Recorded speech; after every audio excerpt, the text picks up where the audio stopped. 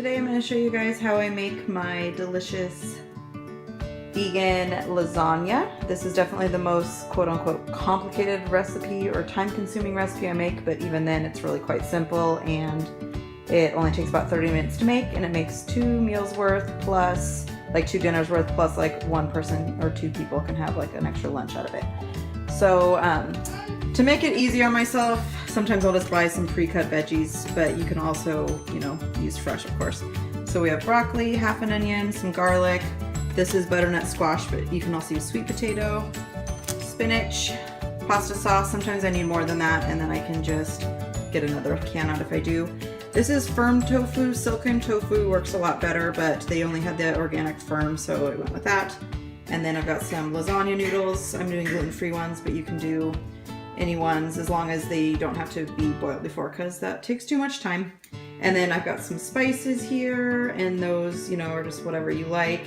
And then the cheese is optional, but I think it makes it taste better. I just use a really small amount of this, and then this is vegan cream cheese. And that, since I added this the last few times, that's been a game changer, just making it so much more delicious. And then I use a tiny bit of salt because I've got kids, so we don't salt a lot, and then a little bit of nutritional yeast, also optional. Fiona is helping do some dishes, and I just chopped up my onions, and I'm just pressing about 3 cloves of garlic here, and then I'm going to put it into my pan. I'll show you in a second. My eyes, oh my gosh, my eyes, they are burning and watering. I'm going to saute the onion and garlic in a little bit of water. I don't like using very much oil at all, it really bothers my stomach. And then I've got the squash boiling in here. I'm going to chop up the broccoli and add that to the boiling water as well. Okay, so I don't have to cut these perfect, just kind of, I use different vegetables like bell peppers or broccoli, cauliflower, carrots, just anything my kids like. I just felt like doing broccoli, and I think the broccoli tastes really good with it, but just kind of chop that up like so, add it to the pan, pot. So these are pretty much done, so I'll just turn that off. I already turned it down, and then I just added the broccoli and turned this down, so I'll turn it back up, boil these. So now I'm gonna chop up my tofu pretty small. Again, if this was silken, then this would be a lot easier, because then it would just be mushy already and just ready to toss in, but I'm just gonna try to kind of dice it up and make it smaller. Whoa! Toddler baby close to the knife! No!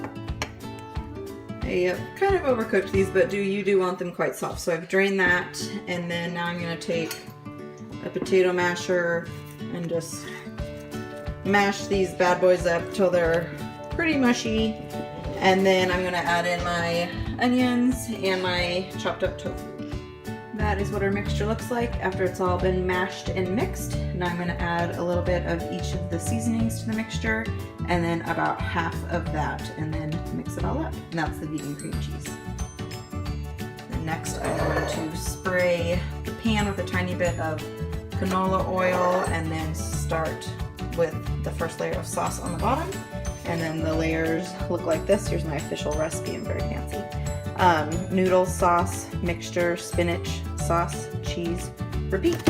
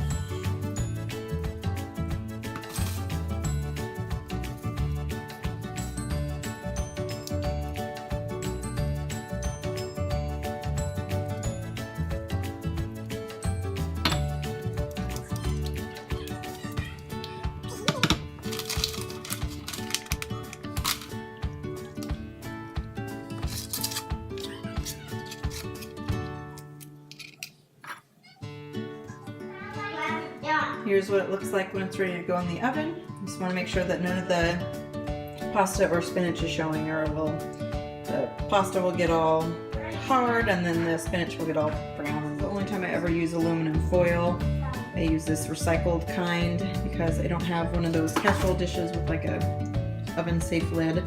So now it needs to be baked at 400 degrees Fahrenheit for 45 minutes, and then you uncover it and bake it more. This is what it looks like after about 45 minutes. I poked it after I took the foil off and it's a little firm. So I'm just gonna turn the oven off and let it cook with residual heat for like, I don't know, 15 more minutes or so.